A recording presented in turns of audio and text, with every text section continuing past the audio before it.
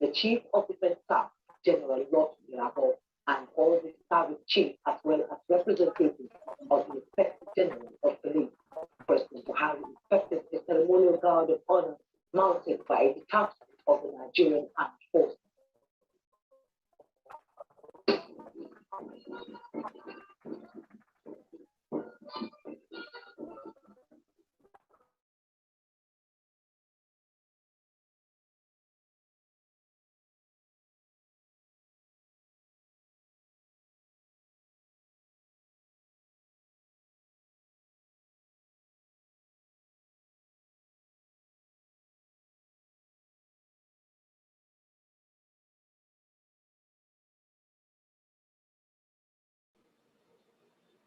Hello.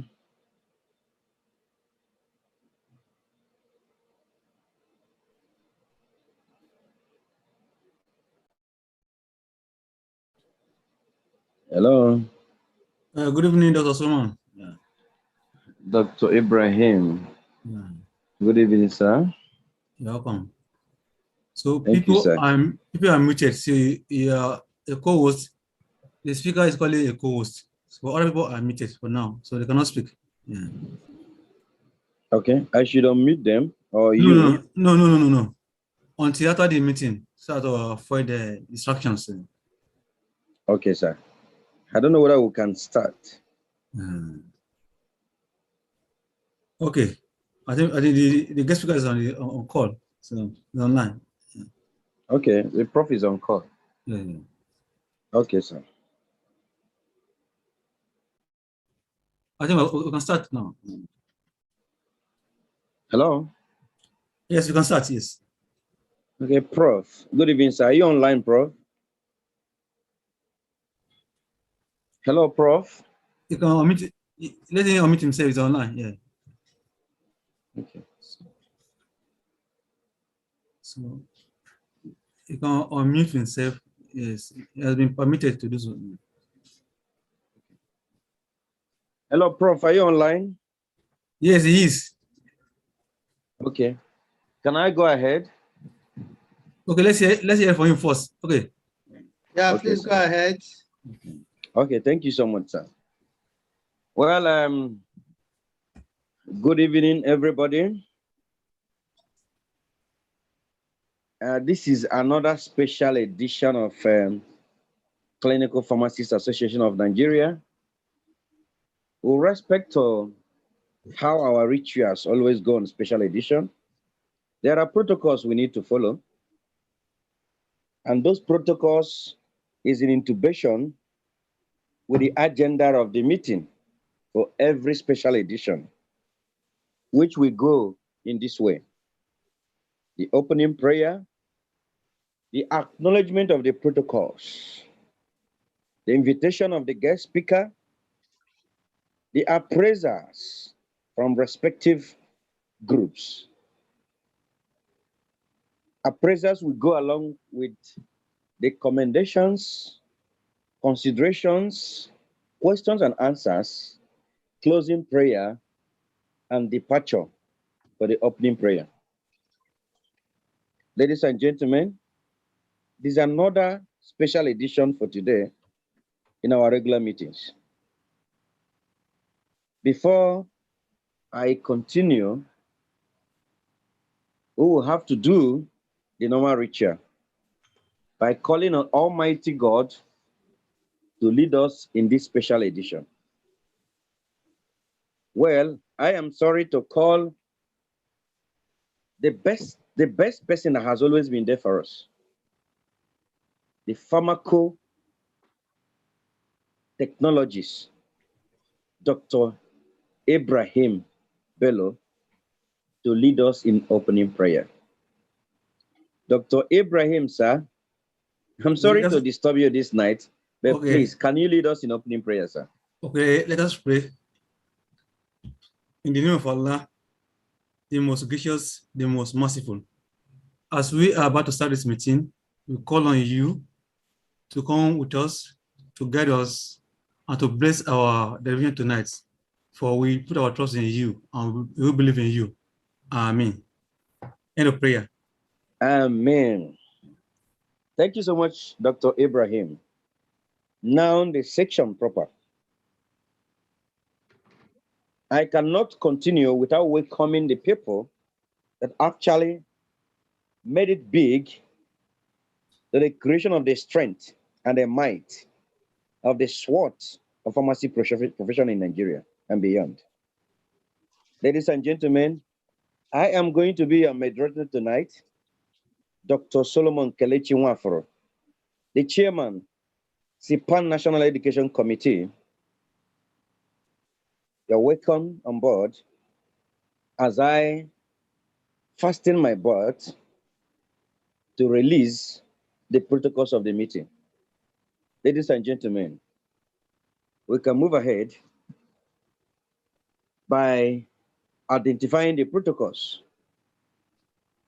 It goes this way: the fellows of PSN, the fellows of WAPCP, the fellows of Nigeria Academy of Pharmacy, the elders of the profession, the senior colleagues, junior colleagues, and colleagues.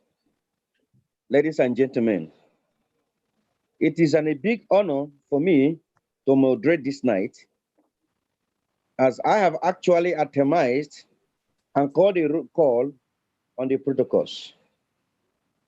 I am here appealing for you to give me the window of opportunity to read the citation of the presenter tonight. Be that as it may, I am appealing to everybody to know that we don't have much time to waste this night because of all other things we have to do tonight and prepare, and equally prepare for tomorrow morning.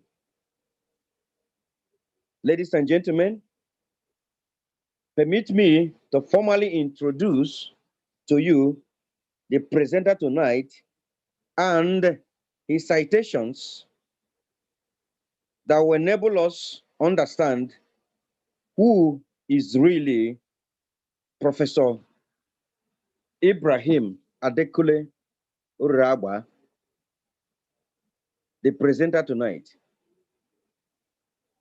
Ladies and gentlemen, the citation goes this way: Professor Ibrahim Adekule Uriaba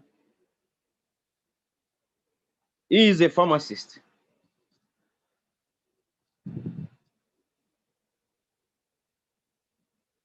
He attended University of Ife, which is presently or currently Obafemi Awolowo University Ile-Ife, in 1989, with a degree in honors, Bachelor of Pharmacy. He proceeded to University of Lagos in 1992, where he obtained his Master of Science in Pharmacology, Therapeutics, and Toxicology. In 2007, Professor Ibrahim Adekule Uriawa bagged his Doctor of Philosophy in Pharmacology, Therapeutics, and Toxicology, University of Lagos. Professor Ibrahim Uriawa is a bibliophile. Without not minding a lot of things he has done in the academic sojourn, he went further in 2018 to obtain the professional doctorate degree from D in University of Benin. Professor Ibrahim Adekule Uriawa has a postgraduate certificate in pharmacoepidemiology and pharmacovigilance in London School of Hygiene and Medicine and Tropical Medicine, London, United Kingdom, in 2012. Professor Ibrahim Adekule Uriawa is a fellow of West African Postgraduate College of Pharmacists since 2000, year 2000. He was crowned the best researcher of the year, University of Lagos, in 2017. He is currently the Secretary General of West African Postgraduate College of Pharmacists since 2021. He was the Editor-in-Chief, Nigerian Journal of Pharmacy, 2012 to 2014. Editor, West African Journal of Pharmacy, 2010 to 2012. Editor-in-Chief, West African Journal of Pharmacy, 2013 to 2017. Editor, West African Journal of Pharmacology and Drug Research, 2017 to 2021. Member, Board of Examiners, West African Postgraduate College of Pharmacists, 2010 to 2021. Secretary, Lagos State Pharmaceutical Society of Nigeria Properties Committee, 2017 to 2019. Professor Ibrahim Uriawa is a co-founder and lead researcher, African Center of Excellence for Drug Research and Herbal Medicine Development and Regulatory Science Implementation Project, 2019 to date. He is a core technical member, National Drug Safety Advisory Committee, NAFDAC, 2008 to date. Professor Ibrahim Uriawa is a member, World Health Organization and Federal Medical Center Expert Committee on the drafting of National Standard Treatment Guideline, 2008 to 2009. Professor Ibrahim Uriawa is a founding member, Pharmacovigilance Committee, Lagos University Teaching Hospital, 2010 to date. He is a founding member, Zonal Pharmacovigilance Center, Southwest Zone, 2010 to date. Professor Ibrahim Adekule Uriawa is a founder and a chairman, Halal Certification Authority, 2016 to date. He is currently the national president of Islamic Medical Association of Nigeria, 2020 to date. Professor Ibrahim Uriawa is equally the current HOD, Department of Pharmacology, Therapeutics, and Toxicology, College of Medicine, University of Lagos. Professor Ibrahim Adekunle Uriagba as a bibliophile, a book lover, a researcher, a surveyor in a field of academics and beyond, has published over 90 papers in peer-reviewed papers and journals, both national and international journals, and 3 books, chapters in pharmacy, in pharmacology, in toxicology, in public health, in pharmacovigilance, and in pharmacoepidemiology to his credit. Ladies and gentlemen, know it today that our brand new Secretary of West African Postgraduate College of Pharmacists, Professor Ibrahim Uriagba, is widely read, widely researched in field of pharmacy and all other variants. Ladies and gentlemen, I cannot say much of him because all of us know him already. Professor Ibrahim Adekunle Uriagba is a very humble man. He's a mentor to many. He's a tutor. He's a teacher. He's a researcher and a believer in Almighty. Ladies and gentlemen, permit me to formally welcome our new and brand Secretary of West African Postgraduate College of Pharmacists, Professor Ibrahim Adekunle Uriagba, to do justice to what he knows to do best. Prof, sir, you're welcome on board. Thank you very much for that introduction. Let me thank the Consultant Pharmacists Association of Nigeria, or is it Clinical Pharmacists Association of Nigeria? Yes, for inviting me to this event, this seminar. I'm excited about it because it's a way of showcasing the value of the clinical pharmacist, especially the consultant clinical pharmacist. And in the few months that I've spent as Secretary General of the West African Postgraduate College of Pharmacists, I've been involved and engaged with other clinical pharmacists, consultant pharmacists, in trying to move the program forward. I would like to share my screen. I hope I'm permitted. Yes, Prof. Yes, you're permitted. Thank you very much. Exactly. Before I start, let me thank and appreciate the Clinical Pharmacists Association of Nigeria. You are doing a wonderful job. In fact, I've been part of some of the seminars, these evening seminars that you organize, and I must say I've seen some very interesting personalities who are making impact in the healthcare system, who are adding value to the healthcare system and to their colleagues and the patients. This is very commendable, and I'm so proud of you. Please keep it up, and definitely you will move pharmacy practice to the next level. Now, the topic for this evening is value of the consultant pharmacist in the Nigerian healthcare system. This is a very contemporary topic that has been trashed many times. And during the implementation of the consultant pharmacist cadre, this topic came around and many speakers discussed it thoroughly. So it's something that we are very familiar with. So what I'll be doing is just to look at it from some other perspectives, and probably for it to serve as a moral booster and a reminder for many of us. I have an outline,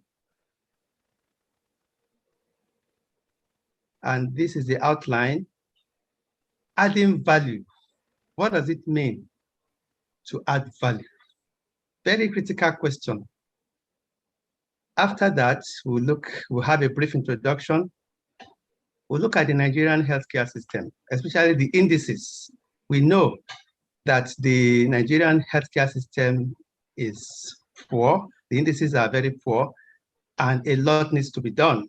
And so therefore, the consultant pharmacist has a lot to do, looking at the context of the healthcare system that we are in. Then what are the benefits of being a consultant pharmacist? And how do you showcase your value as a consultant pharmacist? Also very, very important. Many a times we don't celebrate ourselves. We don't showcase ourselves.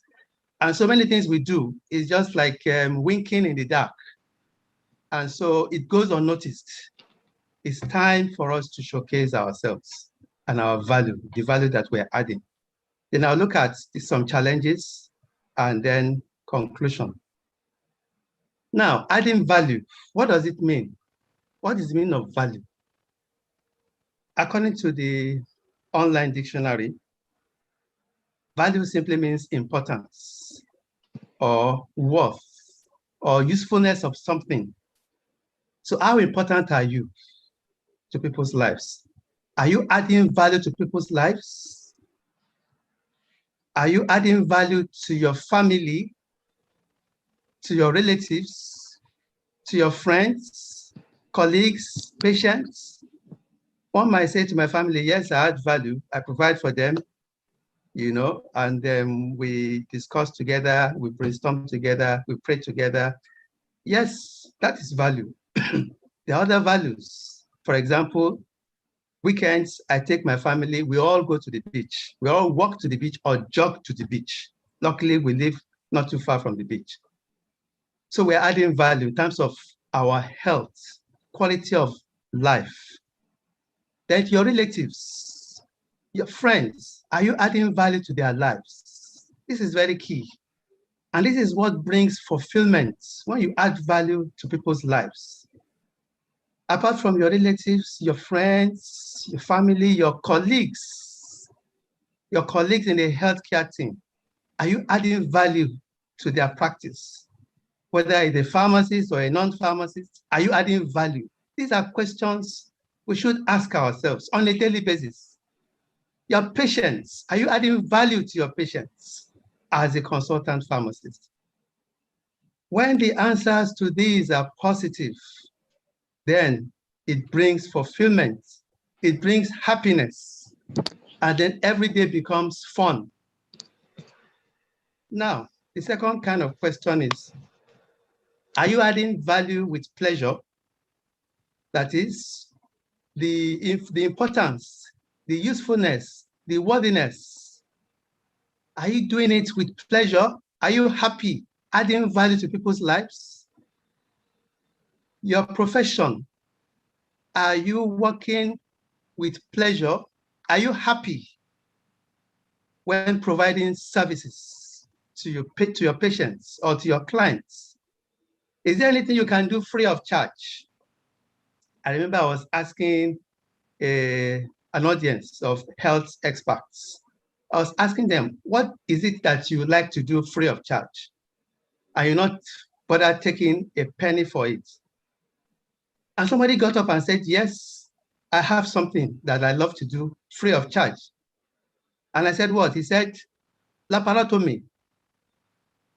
The guy is a surgeon. And he said he would love to do it free of charge. That means he's happy doing it without being paid. When you are happy doing something without being paid, then life becomes fun.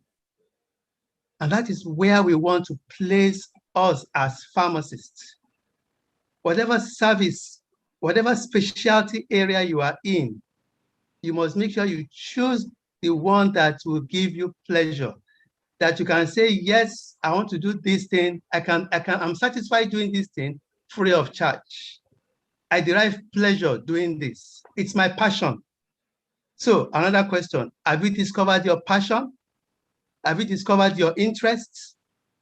These are all journeys to self-discovery. My own passion, without any iota of doubt, is pharmacovigilance. detecting adverse drug reaction, drug-drug interactions, drug therapy problems, detecting them and solving them, either through research or practice.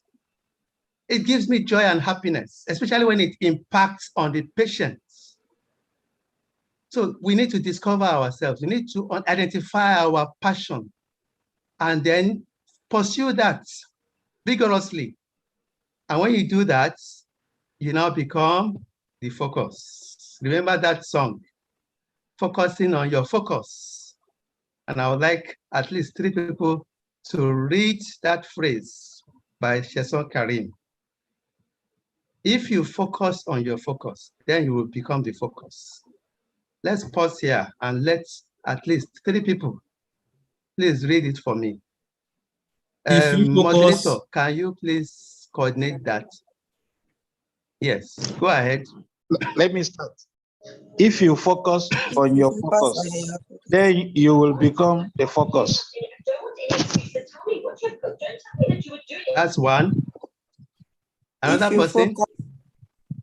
If you focus on your focus, then you will become the focus. Thank you. That's 2. One more. if you focus on your focus, then you become the focus. Thank you so much. I appreciate that. If you focus on your focus, then you will become the focus. And this phrase was said some years back by a motivational speaker who happens to be a pharmacist, Sheson Karim. We all know Sheson Karim. If you focus on your focus, then you will become the focus. What do we mean by that? If you identify your area of interest, your specialist area in pharmacy, and you pursue it vigorously, you focus on it, you empower yourself in that particular area, you invest in yourself in that particular specialist area, then with time, you will become the focus. You will be sought after. When they need an expert pharmacist in infectious diseases, they will come after you. Or they need an expert pharmacist, a consultant pharmacist in critical care, they will come for you. Or a pediatric pharmacist, they will come for you. Why? Because you have focused on your focus. This is a very powerful phrase that continues to inspire me to do what I do, to focus on my focus. Now, having said that, let's go to the subject matter. We're looking at the value of the consultant pharmacist in the Nigerian healthcare system. And we must have a background. Medicines are a very complex technology. And not only are they complex in terms of their pharmacology, they're also complex in terms of their application. In the US, approximately 5% of all hospital admissions are caused by a drug-related problems, meaning that drugs can cause harm and lead to hospital admissions. About 5% of such cases are due to drugs. Over 218,000 people have supposedly died due to drug-related problems in the US in 1 year. And the costs of these drug misadventures were estimated to be as much as 170 billion US dollars. So some of these misadventures are preventable when you have a pharmacist, a consultant pharmacist in place. In an international review, Peter et al. Found out that as many as 28% of all emergency department visits were drug-related. And of these, 70% were preventable. Who is going to do that work is a consultant pharmacist. And as many as 24% resulted in hospital admission. So preventable drug-related admissions. When we say preventable, that means the pharmacist can prevent these drug-related problems.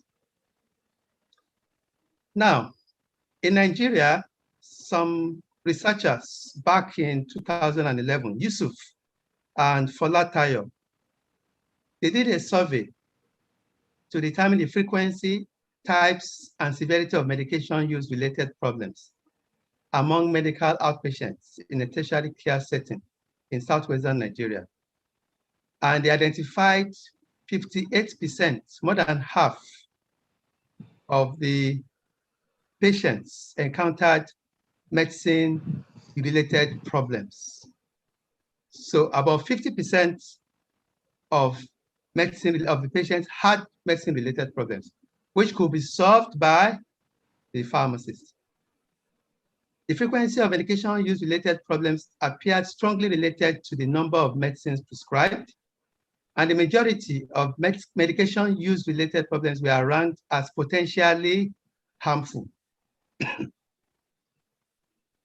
Then again, we did a study in 2016. Ogunleye and some of my colleagues and myself too, I remember we designed that study together, looking at medication errors among health professionals in Nigeria, a national survey. We wanted to look at Nigeria and looking at different geographical locations. So we did various tertiary institutions in Nigeria, covering all the 6 geopolitical zones. And what did we look for? We tried to estimate the prevalence of self-reported medication errors among health professionals and examine their knowledge of these medication errors with the hope of identifying appropriate measures to promote medication safety. Out of the 2,386 professionals that participated, including nurses, physicians, pharmacists, the prevalence of self-reported medication errors was 47%, almost 50%. And majority were caused by doctors and nurses. Just about 8.8% caused by pharmacists, meaning that the pharmacists can drive these and correct these medication errors. The prevalence of medication errors is high among healthcare professionals in Nigeria. Knowledge gaps and practice deficiencies were identified requiring interventions. Now, let's look briefly at the Nigerian healthcare system. Nigeria is currently classified as a lower middle income country. Almost 70% of the population lives on less than $2 a day. Nigeria has a GDP of $568.5 million US dollars. Imagine just less than, almost 70% living on less than $2. So majority of Nigerians are poor. That is a summary. So how can they cater for their health? Now, what's more is that available health indices reflect a weak health system whose performance is lower than other nations in the African region that have much lower healthcare resources. So we have better healthcare resources, but our healthcare systems are very weak. And this table has captured the very poor healthcare system that we find ourselves. The life expectancy at birth, 54 years. Maternal mortality ratio, adolescent birth rates, 1-year-old immunization against measles, infant mortality rates, under 5 mortality rates, one of the highest in the world. And malaria is key cause of this mortality, malaria, infectious diseases, and diarrheal diseases. And many of our children are dying every day, in their hundreds. Mark my word, in their hundreds. At least 200 children die every day from these infectious diseases. Prevalence of HIV, very high. Prevalence of tuberculosis, very high. Fertility rates, also high. And the health expenditure is unimaginable. Now, this has given us a setting of the expectations of a consultant pharmacist. he is going to be working in this setting where there are limited resources, poor infrastructure, weak health system, and the affordability of healthcare is also very low. So what do we need? We need a consultant pharmacist that is highly resourceful, innovative, creative, and that can make things happen to benefit the majority of the people, of the patients. Now, the Board of Pharmacy in Florida, United States, defines the consultant pharmacist as a licensed consultant pharmacist that provides expert clinical guidance to healthcare providers and on the appropriate use of medication in a variety of practice settings. This role includes collaborating with members of the healthcare team to promote safe and effective drug therapy and to ensure compliance with state and federal regulations. The consultant pharmacists perform medication regimen reviews based on a patient's health history to evaluate the appropriateness, safety, benefits, risks, and cost-effectiveness of medication therapy. He may also provide alternative treatment options as well as medication management guidance, including drug monitoring, documentation, administration, and storage. So this is just from the US, just to give us an idea. From the UK, we have this paper titled Consultant Pharmacist Guidance. That is the Consultant Pharmacist Short Life Working Group, January 2020. And it defines the consultant pharmacist as a clinical expert working at a senior level, delivering care and driving change across healthcare system. It is driving change across the healthcare system. I very much align with that. They have demonstrated that they have the level of competence expected of a consultant pharmacist, and their post has been reviewed and approved. In Nigeria or in West Africa, a consultant pharmacist is a graduate pharmacist who has passed part 2 of the West African Postgraduate College of Pharmacists to become a fellow of the college, becomes advanced while in the service, or is directly appointed as one. The tutelage of the West African Postgraduate College of Pharmacists confers on him or her advanced skills and expertise to do the following: accepting greater responsibility for the planning and outcomes of medicines through the philosophy of pharmaceutical care, practice in his or her area of specialty for improved service delivery in areas that impact on quality drug production, efficient drug management systems, rational use of medicines, patient safety, and promotion of quality health among the general population. In addition, he leads and trains a team of pharmacists at different tiers: resident pharmacists, postgraduates, and general practice pharmacists, both interns and students. These are all the functions of a consultant pharmacist. Now, looking at these definitions, you will find out that 4 pillars stand out very clearly, 4 important pillars where the consultant pharmacist must function. And these include the clinical practice, leadership, research, education. A consultant pharmacist must be involved in these 4 pillars. He must undertake activities that use their extensive expert knowledge and skills to contribute to the health of individuals and the population. Now, let's take them one by one. Clinical practice. That means patient-centered care. He must accept responsibility for the patient. The responsibility for the patient does not solely rest on the physician. The pharmacist has the responsibility for the outcome of therapy for that patient. He must ensure a good therapeutic relationship and of course, documentation. Then in clinical practice too, he must be able to develop guidelines, protocols for medicines use.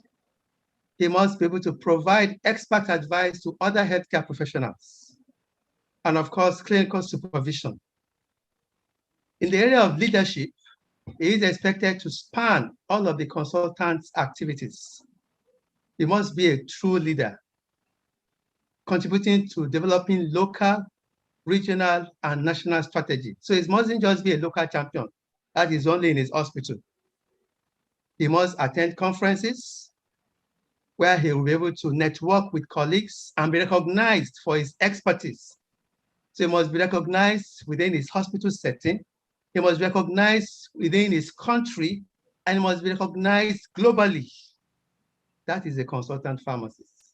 So he's showing leadership and is redesigning services and pathways. That is where innovation comes.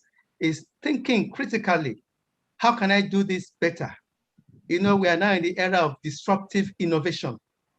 So how do you innovate with all the myriads of problems? Poor resources, low resources, no funds, poor infrastructure. How do you become resourceful and innovative to redesign services to ensure that you still deliver despite the myriads of problems that you have? That is leadership expected of a consultant pharmacist. In education, he must be attending and delivering seminars, educational seminars. And I must say, CPAN is doing very well in this aspect, inviting speakers to come and talk on different, and this is long overdue. I'm so happy that we are doing it now for the past 1 year. Kudos to CPAN. Please keep it up. He must be engaged in curriculum development, educational supervision, and mentoring.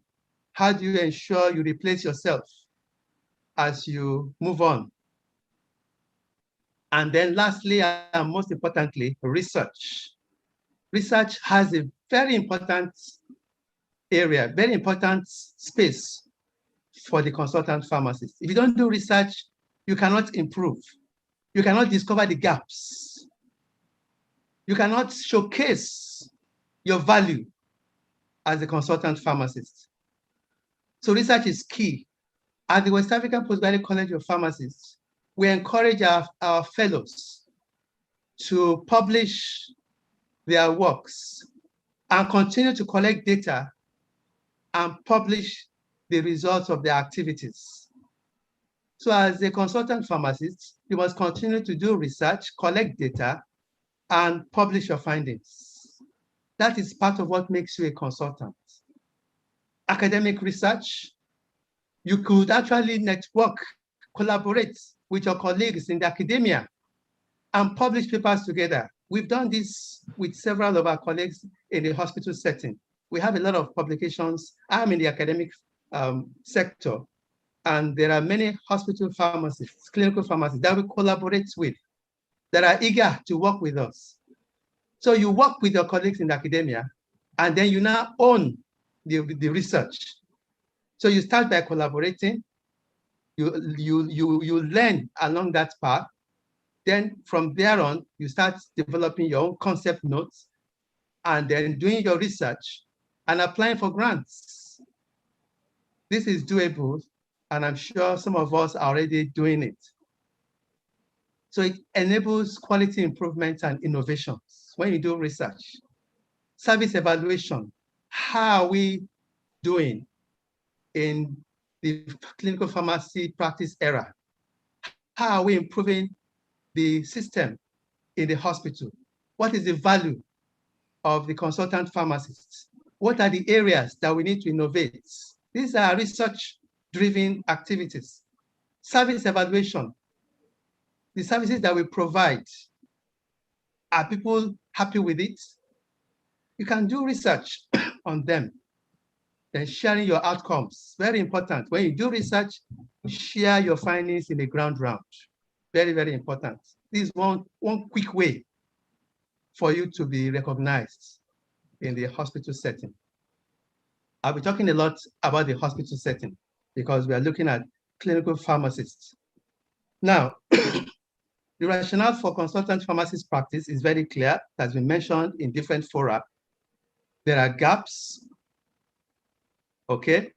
And the gaps usually exist between clinical trials and the actual effectiveness of the medicines. And that is why we have post-marketing surveillance to actually follow up on medications. The medications during clinical trials may not actually be effective.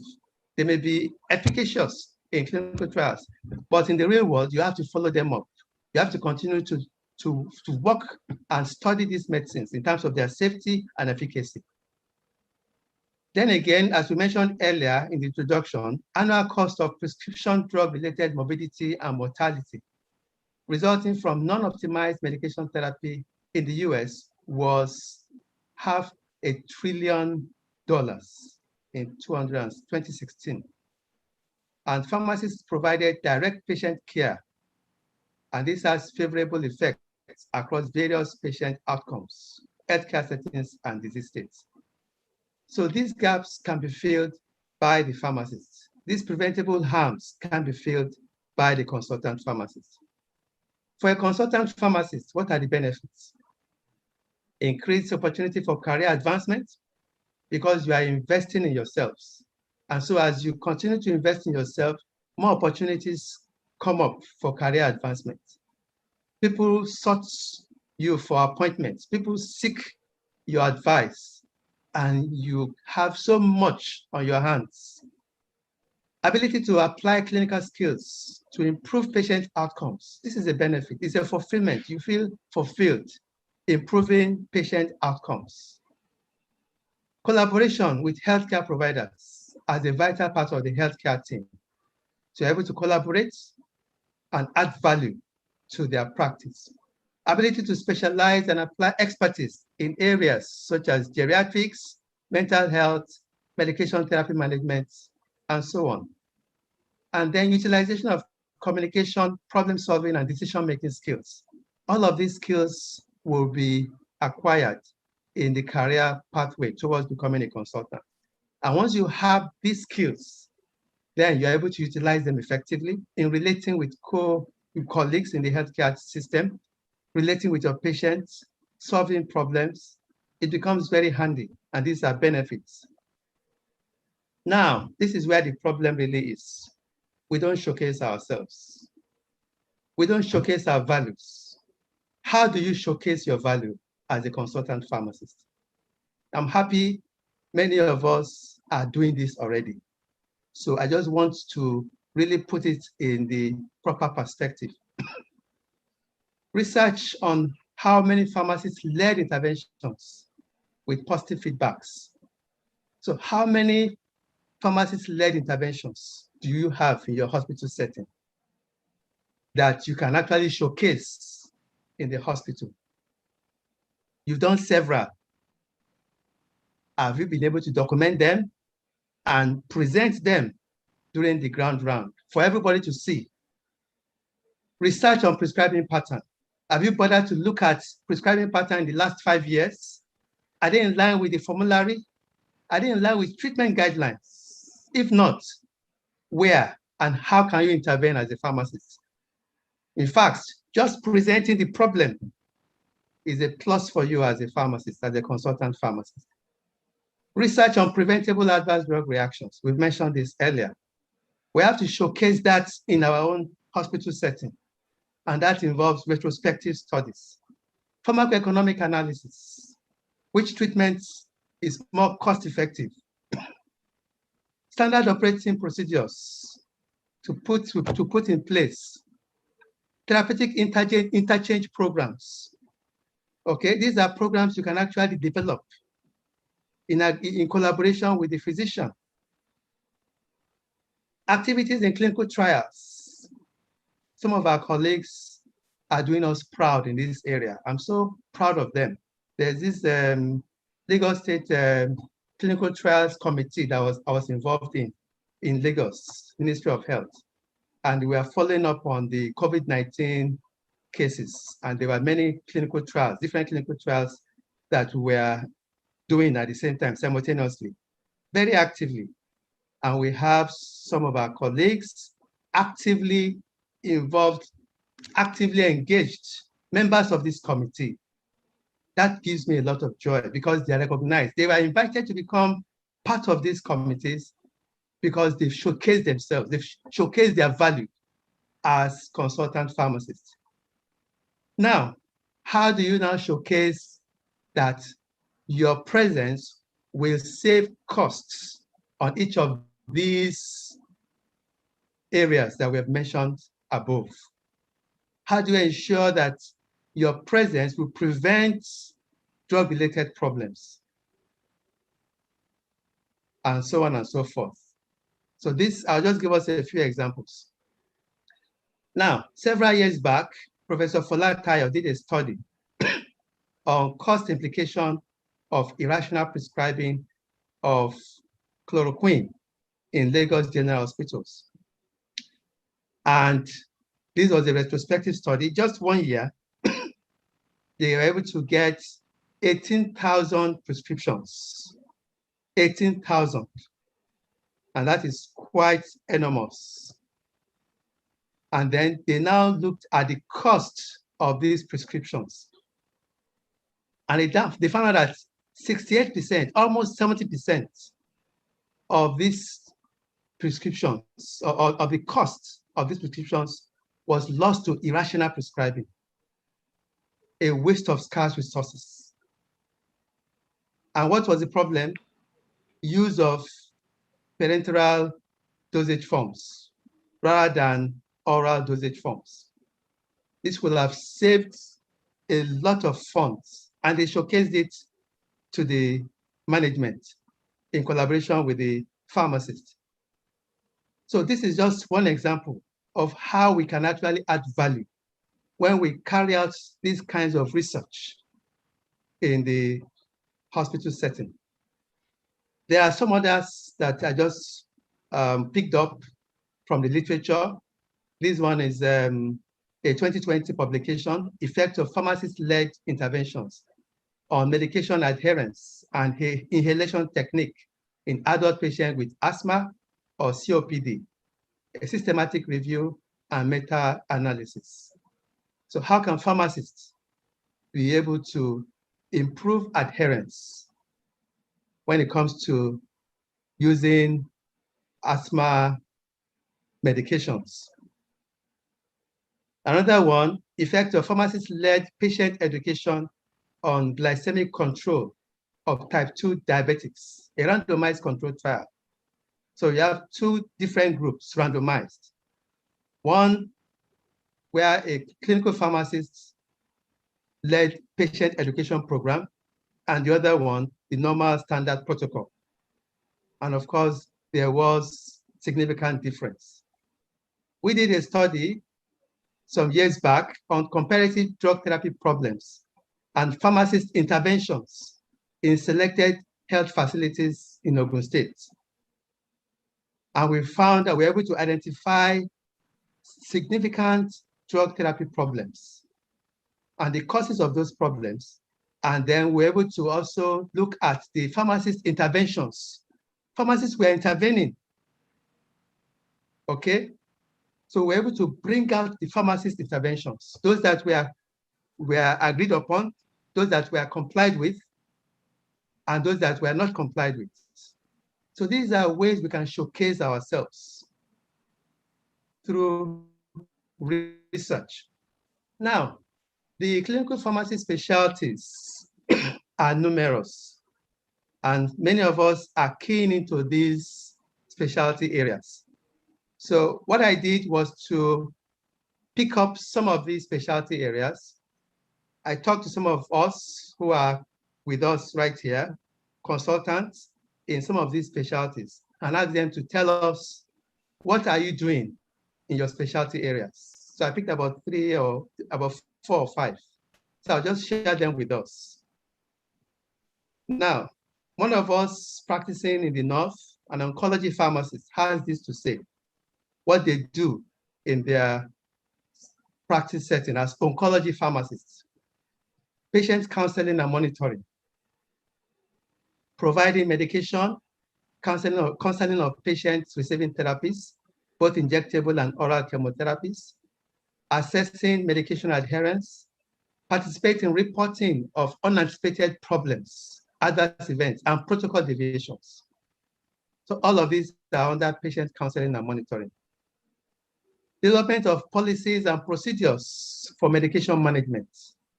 So medication inventory control, storage and handling of medications, preparations and dispensing of medications, medication disposal and destruction or return. Because when you're talking about oncology, you're talking about anti-cancer medications, and proper medication disposal is very, very key.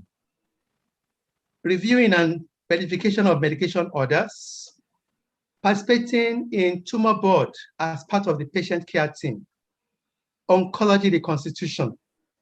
So they actually reconstitute, and this saves between 25 to 30% of cost, highlighting the value of the oncology pharmacist. Treatment of adverse drug reactions reduces cost of treatment, meaning that when they identify in advance these potential adverse drug reactions and inbuild the treatment, then that reduces costs because they're now preventing these adverse drug reactions from occurring.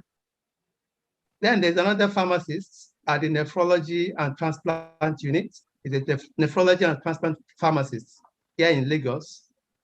And she also outlines their roles, immunosuppressants and use in different comorbid conditions, therapeutic drug monitoring, pharmacoeconomics and transplantation, use of immunosuppressants in acute or chronic rejection, medication therapy management of immunosuppressants, management of side effects, pharmaceutical care for renal transplant patients, quality assurance of medication regimen, logistic and supply chain management. Then again, we have the drug information specialists. And he also gave us what they do: supporting clinical services with medication information, providing poison information, coordinating formulary management initiatives, participating in quality improvement research projects and drug cost analysis, educating healthcare professionals, pharmacovigilance activities. And then we have the clinical research pharmacists, who is involved in clinical research, clinical trials, okay? And then you have the cardio-endorenal pharmacy. And you have a host of activities that is related with chronic medical conditions, because many of these conditions are chronic, and they need to do a lot of interventions with medication therapy management. So these are some of the key things that we should start identifying as consultants. What are your key areas, and how can you intervene and showcase your activities? We also have somebody in the Southeast, infectious disease pharmacy, talking about focused interventions on antimicrobial therapy, antibiotic stewardship, rational antimicrobial use awareness for patients, dose optimization, and what have you. So I'll quickly go to the challenges. There are a few challenges, and this study, which was done in Nigeria, highlights some key challenges we should look at, okay? The study revealed an ongoing struggle by Nigerian hospital pharmacists to establish their clinical identities, as many non-pharmacy stakeholders viewed pharmacist roles to be mainly supply-based. So this is the view of stakeholders in the hospital setting, and it actually aligns with the current challenges pharmacists face, especially in clinical pharmacy practice. So if we want to move pharmacists to the next level, these are some of the challenges we must tackle as consultant pharmacists. Lack of patient confidence. How do we build confidence? Lack of pharmacist confidence. How do we as consultant pharmacists build confidence in our pharmacists? Then shortage of pharmacy staff is also a problem. Underutilization of pharmacy technicians. Lack of specialization and clinical career structure, and that is already been addressed. Medical dominance, and then opposition and lack of policies that support clinical pharmacy practice. So these challenges are key for us to move pharmacy to the next level. In conclusion, the consultant pharmacist is invaluable in the healthcare system. He ensures cost-effective therapies, which ultimately improves or maintains patient quality of life. He must join hands with other members of the health team with the sole purpose of optimizing patient care. And I leave you with this very beautiful photograph of myself and our professor in the house, Dr. Pounds. She's doing a lot of work for us. God bless you. I visited their center some years back, and I was so impressed. Thank you very much, Dr. Pounds, for that engagement. I thank you, everyone, for your attention, and I'll be so happy to have your questions. Thank you very much. Thank you. Thank you, Prof. Thank you, Prof. Thank you, Professor.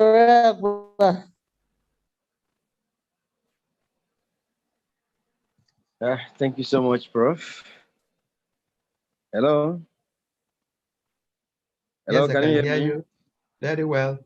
Yeah, thank you so much, Thank Prof. you so much, Prof. Thank you so Prof, much thank you for so- this enlightening lecture. Thank you so much, Prof. There are many times coming from all corners, and we have to be orderly to make sure we flow on the same page. Ladies and gentlemen, Professor Ibrahim Adekunle Oreba has actually done a justice to this lecture. And in normal way we normally do, we have to follow it to be able to make a very good appraiser, recommendation, commendations, and questions. People are already raising their hands. I am going to follow that order of precedence to make sure things go well. But be that as it may, we have to recognize our wonderful working national chairman of SIPAN, Dr. Joseph Mado, who is present in this meeting tonight, and likewise his able working secretary, Dr. Mutihat, and our NAPSA president globally, Dr. Teresa Pounds. Ladies and gentlemen, as we continue with our normal routine, permit me to call on my Oga. I call her my Oga because she's a wonderful working lady. She is the one that actually made a way for me to come in. It has actually gone beyond this particular network to another network. But I cannot stop thanking her a lot. She has done wonderfully well in SIPAN as the outgoing chairman of National SIPAN Education Committee. Permit me to welcome my able outgoing chairman, SIPAN Education Committee, Dr. Timipre Okreo, to make her comments, her contribution, her appraiser to already delivered lecture. Dr. Timipre, are you around, ma? Are you around, ma? Please. Yes, you can make your appraisers contributions or questions. Wow, thank you so much, Dr. Solomon. Professor, thank you very much, sir. I really appreciate your lecture. In fact, before now, I had a lot of questions, but now after your lecture, I am just so very, very happy. I want to thank you so much, sir. Are you there, sir? Hello, Professor. Hello, Prof. Are you there? Hello, Prof. Oh, yes, I can hear you loud and clear. Okay. Okay, Professor, thank you so much. I really appreciate you so much. I remember in 2017, you really encouraged me to publish one of my work, and I even had to make a presentation in this thing then, Liberia. I had to travel to make a presentation. So I really want to thank you. You have really been really a backbone for us. But then I have been wondering before now, because I know when I finished, I had in mind to go into drug and this thing, information as my area. But then after a long time, I'm no longer seeing it. But I'm so happy that after tonight's presentation, you have actually mentioned it as one of our area. Because I know we have done a lot. There are a lot of resource persons under this drug information. Dr. Bello, Ibrahim Bello, has been fully involved. He had even set up a group. And so we are being trained. We have a lot of resource persons, resource, this thing, material. And so modules have been from time to time. And so that's my area. But then I can see that recently when the college started this, they did not even include it at all. So I've been wondering, I even had to even private chat Professor Wana one time to ask him, and he was saying that there was no resource persons.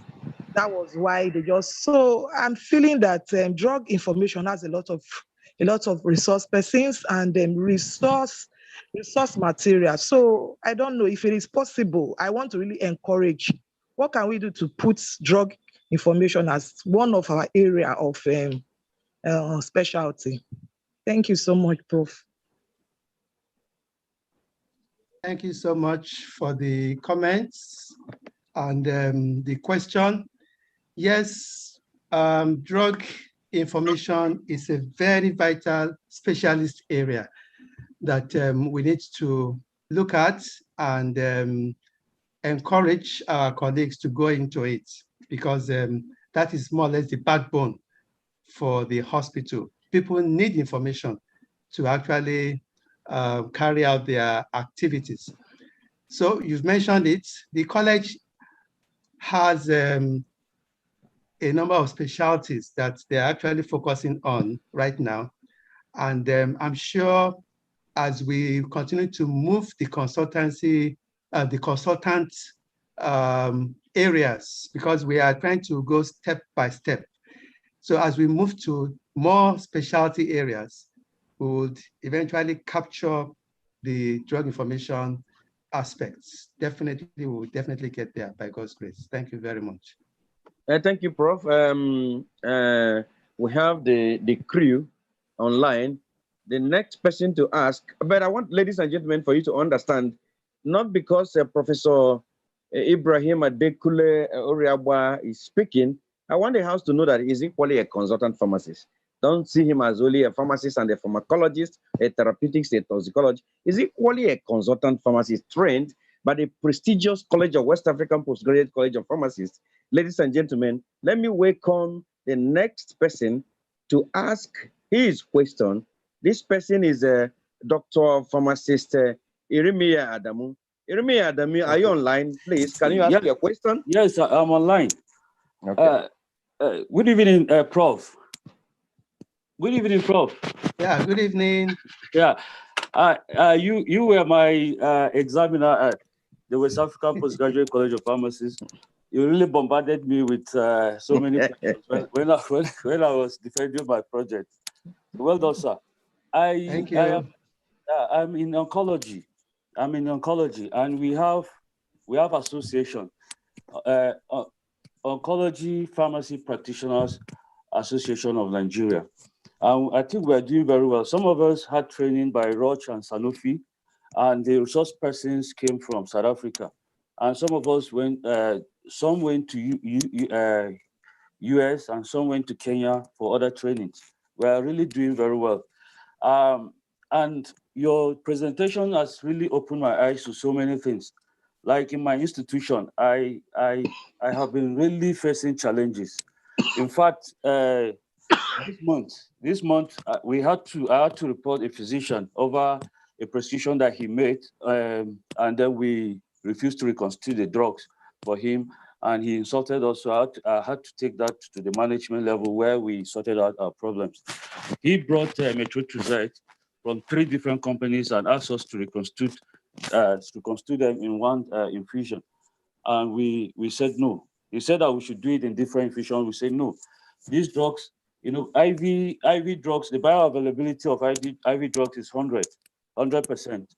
And then these drugs are from different, they have different method of formulations, different excipients. And there is that tendency of interactions when we mix and then and it's administered to the patient. But that aside, what I am appealing for the West African Postgraduate College of Pharmacists. Those of us who have interest in oncology and we're practicing, in our various hospitals. I'm from Jute.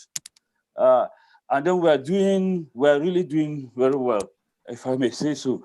Can the college, organize a certification course for us so that we will go and do and then have certificate? In Nigeria, whatever you're doing, Nigeria recognizes certificate above, experience and practical aspect of practice. This is what I'm appealing. I think I spoke to Professor Wanang, he's in Jos, and we tried to bring in Sanofi so that they will bring resource people, but I don't know, it has gone, nothing is said about it. So I don't know what you can do as, the Secretary General of West African Postgraduate College of Pharmacy concerning this, sir. Thank you, sir. Thank you sir. very much. Yes, sir. Oncology pharmacy is a very exciting area. And then when I met Ramatu, one of the consultants, yes, she's our chairman, sir. Yes, in fact, my mind was blown off with the interaction I had with her. She definitely has a good grasp when it comes to oncology pharmacists. And she also mentioned rightly that they are involved in training, in preceptorship, and all what have you. So you have what it takes. All you now need is to continue to build capacity. And the short courses, the seminars, conferences will definitely add to building capacity. Now, what the college is planning, not only for oncology, but for some other specialty areas, is to organize some modules for some of these specialty areas, such that at the end of the day, the various fellows in these various specialty areas can become certified in those specialty areas. So we have already started with the students. Now we are looking at the fellows, those that have graduated. What happens to them? How do they also become certified? So all of that, we are looking at them and seeing how we can organize short courses. That is in the pipeline, and I believe within the next 1 or 2 years, it will materialize by God's grace. Thank you, sir. Thank you, Prof. Thank you, Prof. Please, the next speakers, please try to know that we are running behind the schedule. This lecture is supposed to be like 40 minutes, but it's over 1 hour now. So, Dr. Suleiman Ademola, please briefly make your contributions or questions to the Prof, please. Dr. Ademola, are you online? If he's not online, yes, I'm online. Okay, please do. Good evening, good morning, sir. Good morning, okay. Yes, I'm in the morning. I'm in the morning, yeah. So, thank you, sir, my teacher and my supervisor. You're welcome. I actually want to emphasize one of the statements you made, the placement of oneself. And I also want to bring to the knowledge of the college that there is need for more engagement with the institution that is responsible for policy, especially the engagement of the hospital pharmacists in terms of replacing themselves, because you also emphasize the issue of the clinical research in the hospital setting. So I think we should engage the hospital pharmacists, or there should be collaboration between the university, the Pharmacy Council of Nigeria, and the hospital management, so that the concept of replacing oneself will be a policy issue, and then people will be encouraged to actually do it. So because I have seen so many of my colleagues that yes, we have the knowledge, and we sometimes we do it, but we are actually not recognized for doing what we are doing. I think the college should stand as a pivotal entity that will be able to bring to the light that the university, the hospital, and then the Pharmacists Council of Nigeria should actually develop a policy that will be generally accepted. Thank you, sir. Thank you so very much for the comments, Dr. Suleiman Demola. Thank you so much. Very good observation, and we've taken note of that. We're already doing it informally, but it's important that we do something very formal, and definitely we'll look at that. Thank you. Thank you so much, Dr. Demola. Please, if you have actually raised your hand and you've asked your question, please bring your hands down, please, so that it will not get weak. The next online is our wonderful working National SIPAN Chairman, Dr. Joseph Madu.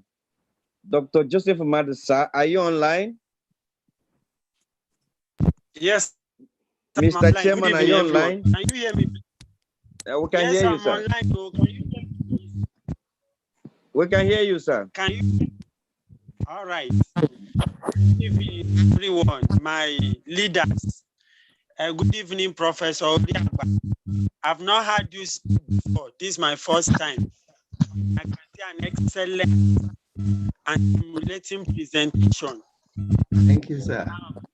I want to thank you for all the encouragements. In fact, the statements you made can be used as a testimonial for fans.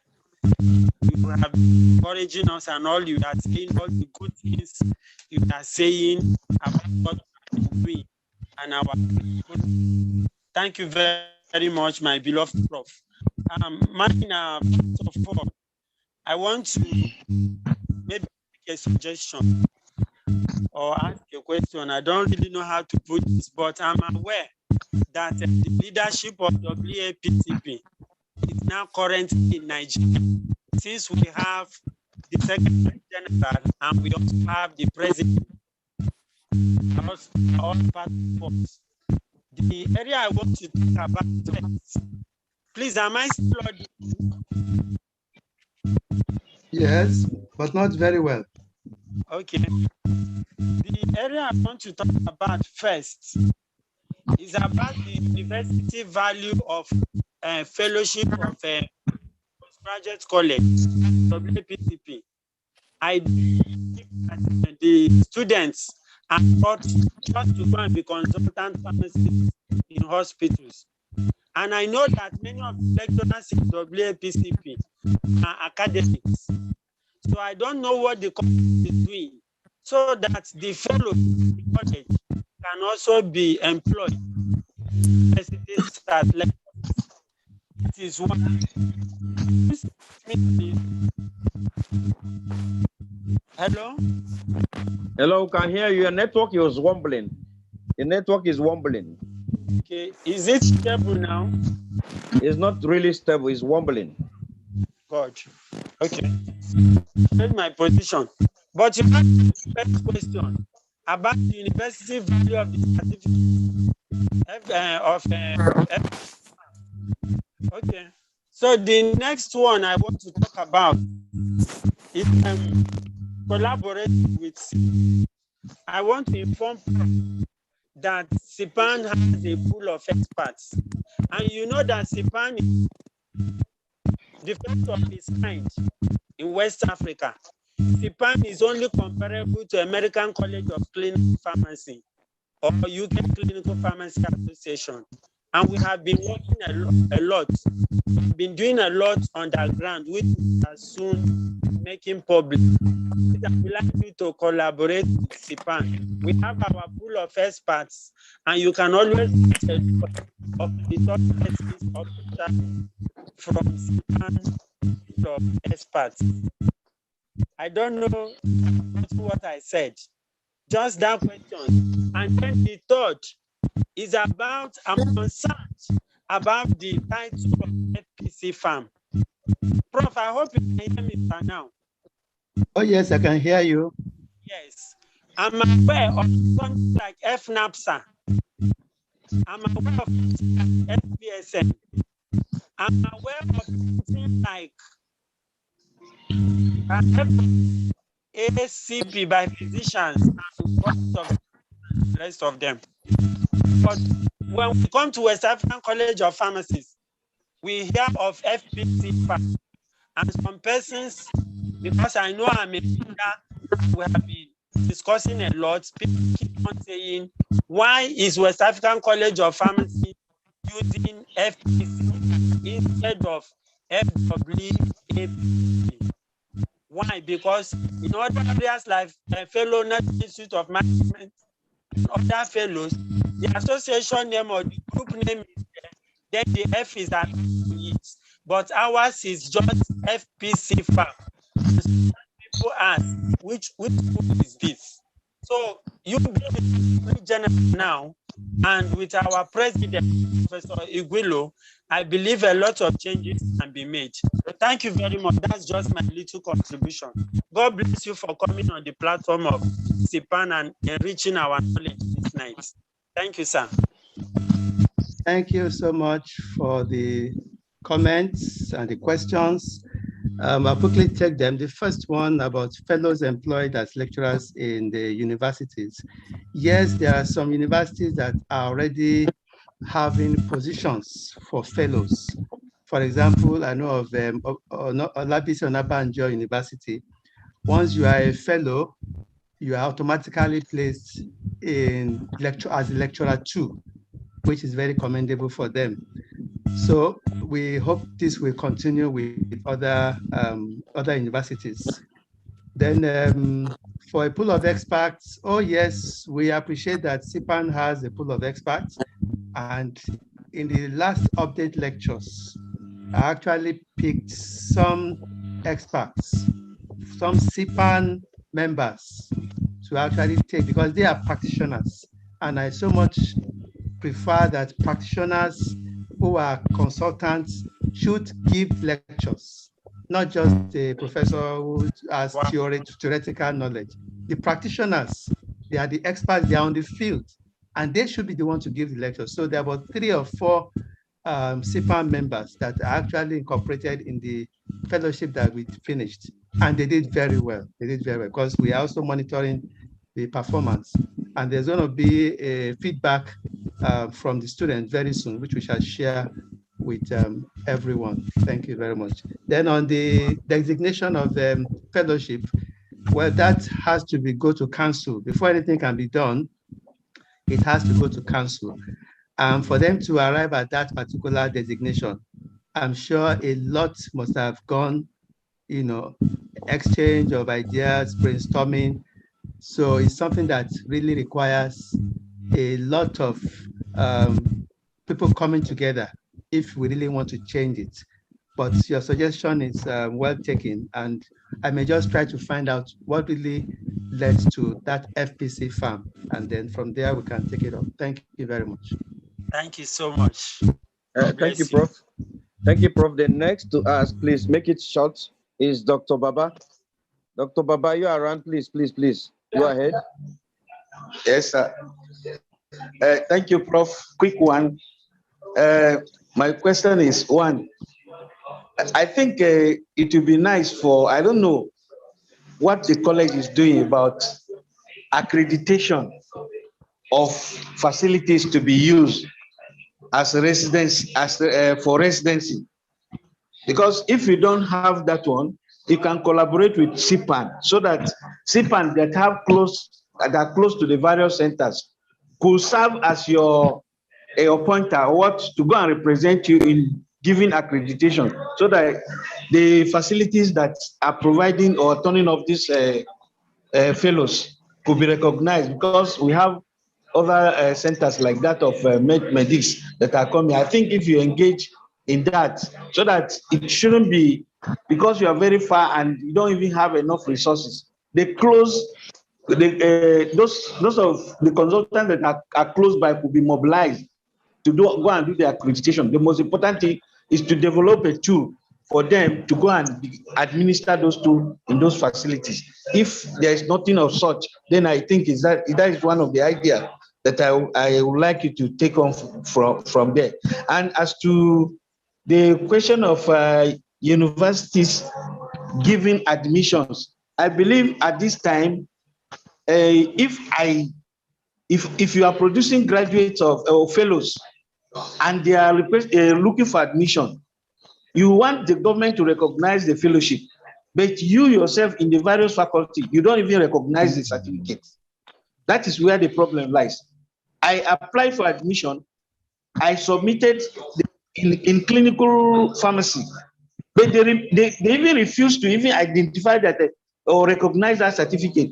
Meanwhile, those same lecturers are the lecturers that were lecturing in the West African Postgraduate College of Pharmacy, that I should bring another certificate that is, but that of fellowship is not being recognized. So those are the challenges that we have in the system that will even hamper the progress of this. And because you are coming from the academic background, I think you can talk with your colleagues, because you must have, first of all, acknowledge or accept what you have produced before you now ask even anybody to accept whatever you have produced. So those are the two challenges that I would like you to look at it and maybe possibly find solutions to it. Thank you, sir. Prof. Yes, thank you, Dr. Baba, for the comments. Very important comments indeed. On accreditation, it's something that is on our table. The college is really looking at it very seriously, and we appreciate your offer to assist in that regard. We will note that, and we will eventually reach out to you, because we are also very much concerned. Anywhere that students are carrying out residency must be accredited by the college. We must look at it and be sure that it's of they have the facilities, minimal facilities, that will be able to give the required training for that student. So it's a very good suggestion. We'll look at it. And then on certificates to be recognized, very, very correct. The faculties of pharmacy should be the forerunners when it comes to recognition of certificates. And we need to use our own people to get what we want. And that was what really happened at the Olabisi Onabanjo University, where Professor Mrs. Femi Oyewo was at one time the deputy vice chancellor. And she used her position to ensure that the certificates of the fellowship of the West African Postgraduate College of Pharmacy was recognized. So a little of lobbying and politics is very, very crucial here, and we must not shy away from it. So it's a good suggestion, and we'll continue to pursue it. Thank you very much. Thank you, Prof. Dr. Chidozie Okoye, please. Just a minute, please.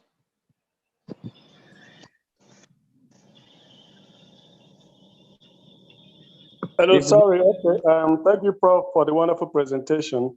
My question is, does the college have any intention of incorporating traditional, complementary, and alternative medicine into its curriculum?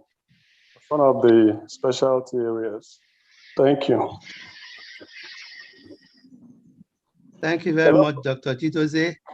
Yes, yeah. The college at one time, we were tinkering with the idea of having a faculty of herbal medicine. At one time, we were tinkering with it. But for now, what we have is that we have put that under the faculty of drug production and quality assurance.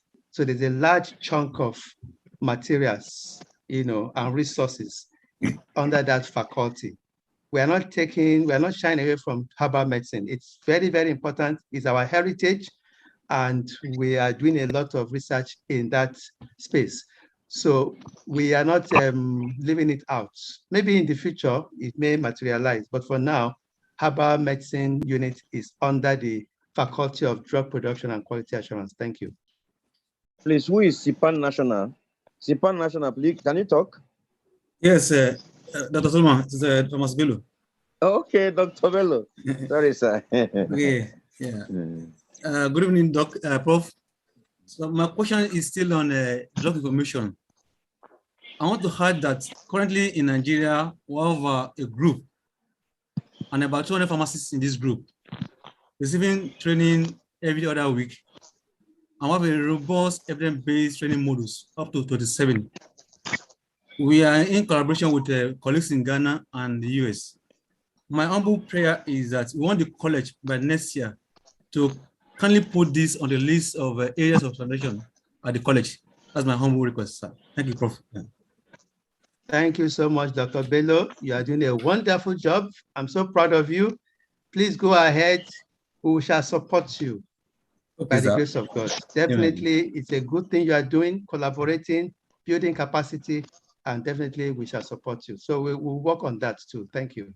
Okay, thank you so much. Please, Timayin, are you online? Yes, please. Good evening. Good evening, ma'am. Good evening, Professor Riagba. Thank you so much for the lecture. You're welcome. Yes, I have a comment and I have a question. The first comment is with respect to this drug information specialty. I want to please make a point here. I think it's the duty of every pharmacist to offer drug information. Personally, I don't think we should have a specialty for drug information. It's a duty we must carry out as pharmacists. We were trained to do that. That's my comment. For the question, is with respect to the newly approved consultancy cadre. That was September last year. In other words, it's more than a year now. And we still don't have much on the table. I know one or two institutions who have approved and have even issued letters. But of recent, about 2 weeks ago, I heard that the Minister of Health has given directives that it's also be put on hold.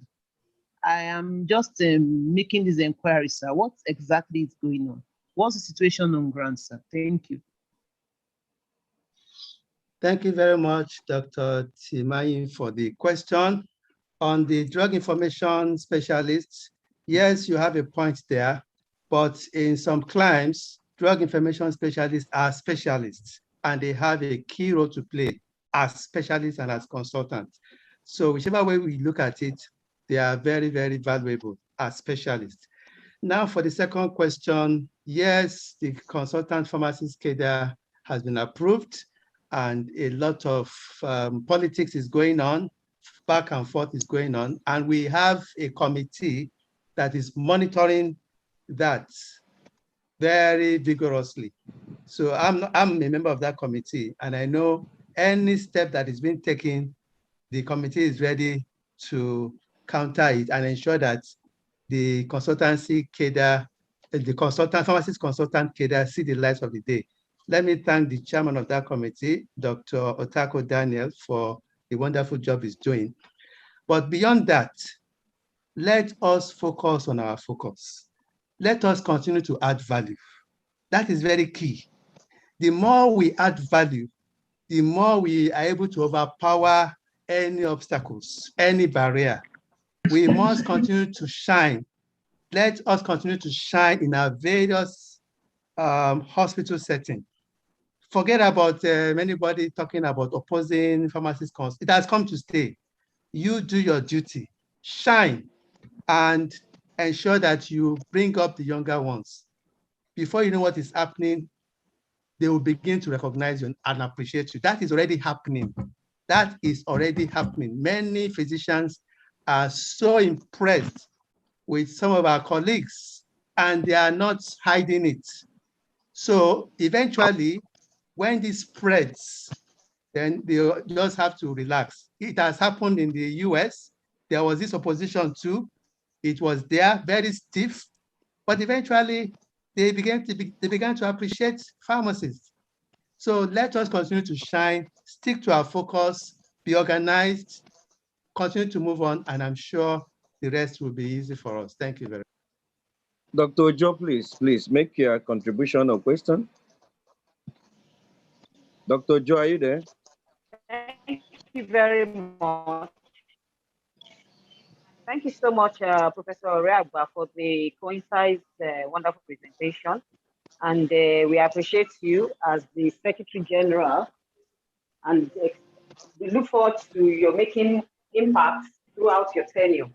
Dr. Babad captured most of what I wanted to say, so it's just about accreditation. And I just want to add that in addition to the accreditation visits by the college to facilities where you have consultants practice, consultant pharmacy practicing. In addition to it, creating an enabling environment for the consultant pharmacist to practice. It will also help create room for the residents, towns, as well as residents are going to be grassroots soldiers for the consultant pharmacists to be able to thrive. And this accreditation visit French, those kind of possibilities. So we're really looking forward to the college taking on a lot of those accreditation visits because that's what we have observed to be the way that consultant physicians get a lot of things going on for their practitioners in facilities, and they start to strengthen collaboration and provide what I would say like a soft landing for their consultant physicians practice in all of those facilities. So we are looking forward to the college taking this on for us. Thank you very much. Thank you very much, Dr. Ojo. Your comments are well noted, and I can assure you we have noted it, we are working on it, and the visit to LASUT is also there. We have not forgotten. So definitely we can even start with LASUT. Thank you so much.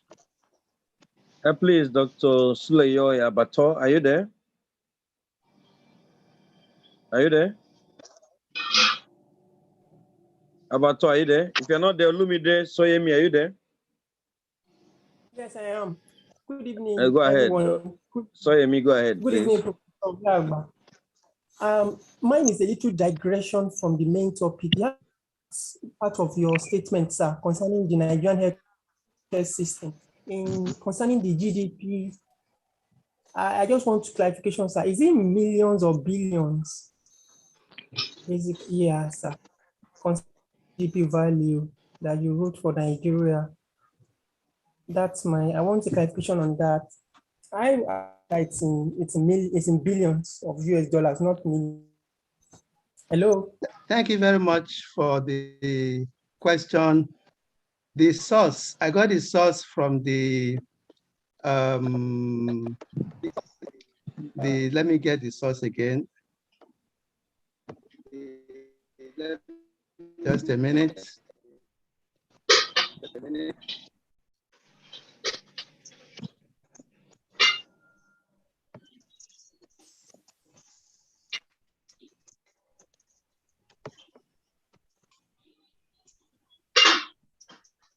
The Nigerian National Health Insurance Scheme.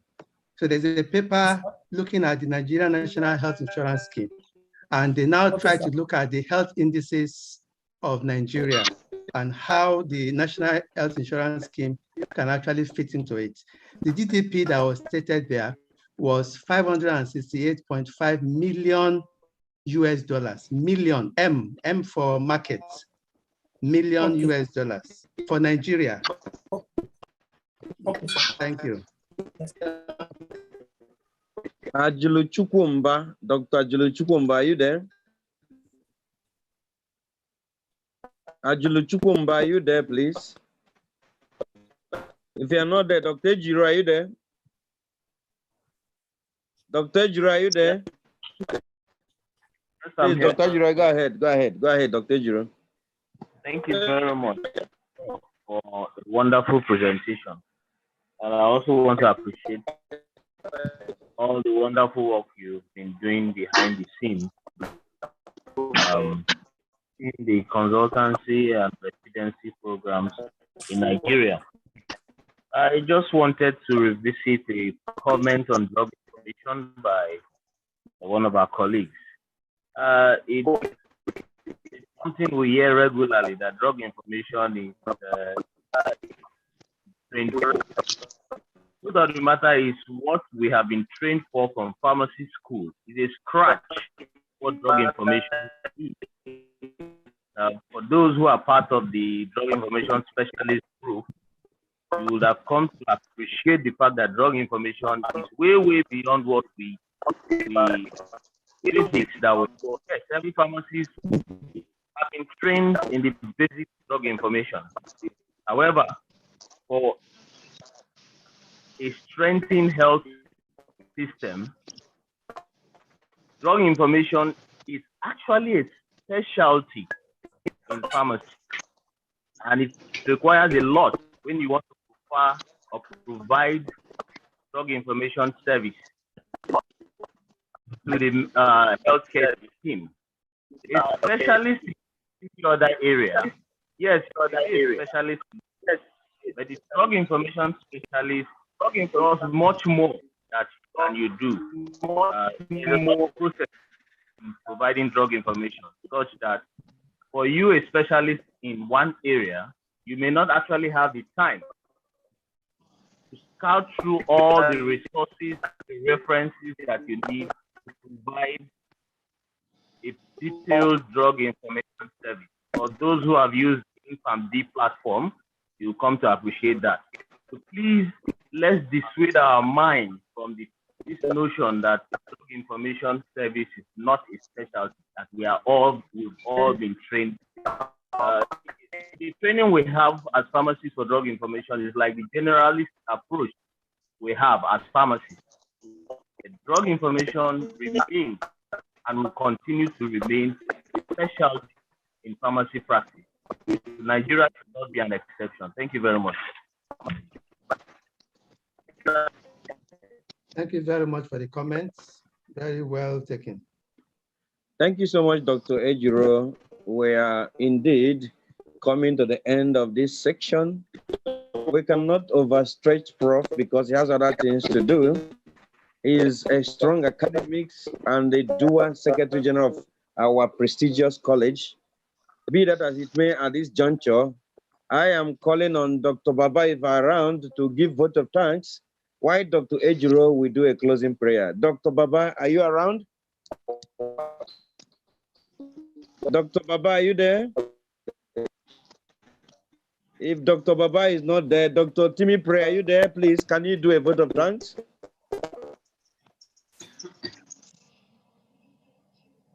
In absence of that, Dr. Ejiro, can you lead us in closing prayer?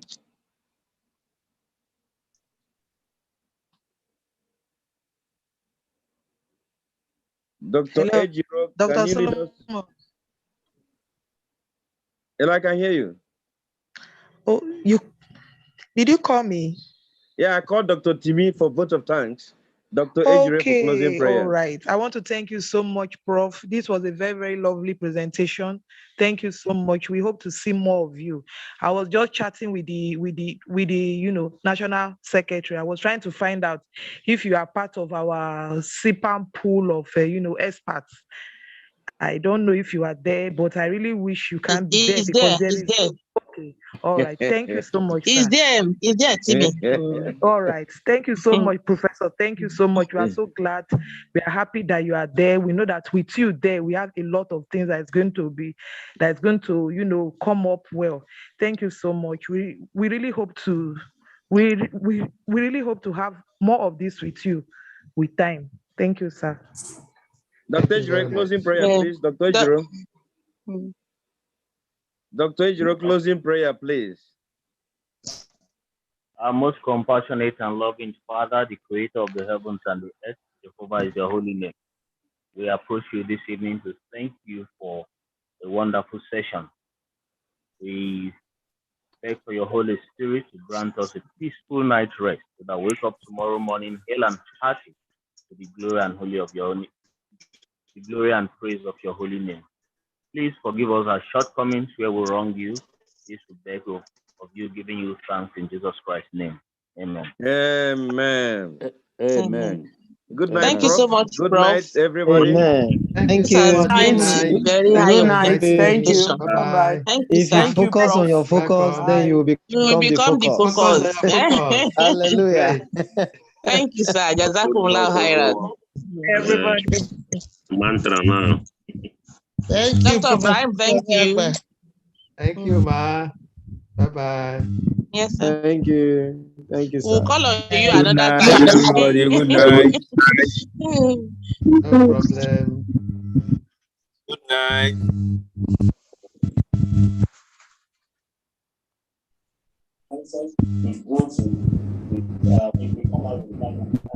Short period, start feeling